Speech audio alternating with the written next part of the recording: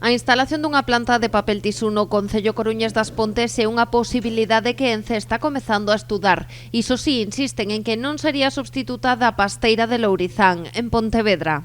A intención que ten Ence, de estudar a construción dunha bioplanta complementaria á biofábrica de Pontevedra, que é independente pero complementaria. Complementaria porque gran parte da celulosa que se fabrica en Lourizán iría parar á planta das Pontes. Ali pecharíase o ciclo do papel coa elaboración de produtos como panos de mesa ou papel hixiénico. Para avaliar a viabilidade desta nova factoría, Ence parte dun escenario no que poderían manter as instalacións da ría de Pontevedra. É cun escenario con Lourizán en operación, pero certamente As Pontes é independente de Pontevedra.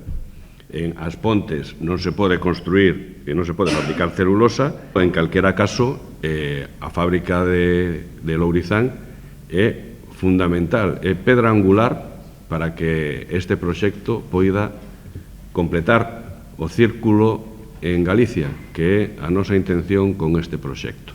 O que rexeitan de pleno e o traslado de Lourizán insisten en que non hai alternativa. É un proxecto que ten unha capacidade e unhas dimensións moi inferiores á planta de Lourizán, Por iso estamos insistindo tanto que é unha planta complementaria e non alternativa, que en As Pontes non se pode instalar unha fábrica de celulosa. Tamén o digo para que quede ben claro e que non haxa ningunha dúbida ao respecto. A Xunta de Galicia comparte os argumentos de Ence. Hoxe o vicepresidente Francisco Conde compareceu con Antonio Casal para agradecer a aposta da empresa por Galicia e defender a continuidade da factoría na ría de Pontevedra. Tendría que ter esa vontade política por parte do Goberno e por parte do Concello para reverter esta situación.